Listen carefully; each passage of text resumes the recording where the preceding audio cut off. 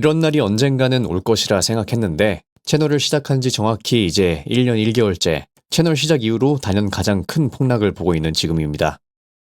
현재 테슬라를 포함해 제가 집중적으로 다루고 있는 주식들은 기본 10% 근방으로 빠진 상황이며, 오늘 일본과 한국 증시 자체가 사상 최악 수준으로 빠진 상황이 펼쳐지면서 이제 미국장도 엄청난 하락을 보이고 있죠. 특히나 테크 주식이 더욱 심한 하락을 보이고 있는 모습입니다. 그도 그럴 것이 AI 버블론이 안 그래도 나오고 있었던 상황이었는데, 경기 침체의 신호, 또 이스라엘 전쟁, 마지막으로 일본 NK 트레이드 등의 소식까지 겹치게 되면서 정말 보기 힘든 하락이 나오고 있습니다. 이럴 때일수록 저는 저의 투자 철학을 다시 되새기는 시간을 갖게 됩니다.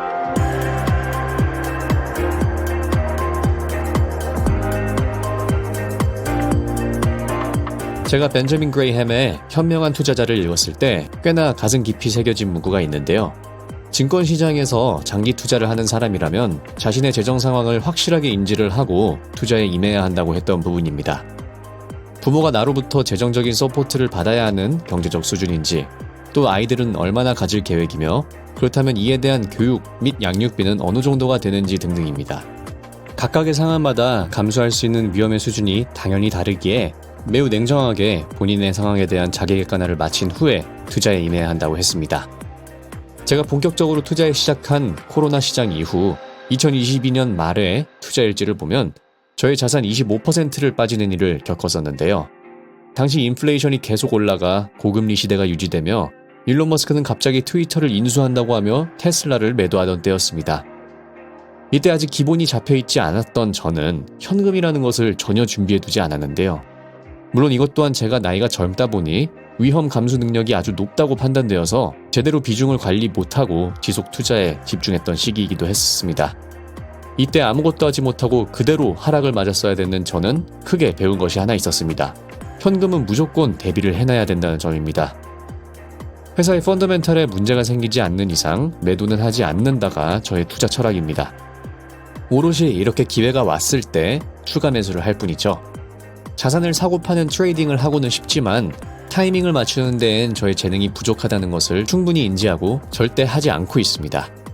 22년 말에 교훈을 얻었고 2년 넘게 비중을 적당히 조절해가며 투자를 했기에 오늘은 현금이 여유롭게 있었고 아주 좋은 자산을 헐값에 매수할 수 있었습니다. 제가 추가 매수한 종목은 비중순으로 테슬라, S&P 500 그리고 팔란티어입니다. 현재 아이온큐와 엔비디아는 지켜보고 있습니다. 개인적으로 경계 침체가 오게 될지는 확실치는 않습니다만 9월에 연준이 본격적으로 개입을 한다면 상당히 상황을 완화시킬 수 있다는 생각입니다만 엔비디아에 있어서는 여전히 긍정적입니다. 제가 단지 추가 매수를 할 수 없었던 이유는 저의 평단이 너무 낮아서가 유일한 이유인데요. 지난번 메타 실적 때 발표로 확실해진 것이 하나 있죠. 빅테크의 엔비디아 인프라 규모는 생존의 문제입니다. 이것으로 인해 빅테크가 실질적인 돈을 벌게 될지는 아직 불투명하긴 하죠. 실제 오픈 AI의 챗GPT마저 지속적인 적자를 기록하는 것만 봐도 그렇습니다. 시장은 현재 이런 그림으로 펼쳐져 있다고 보고 있습니다.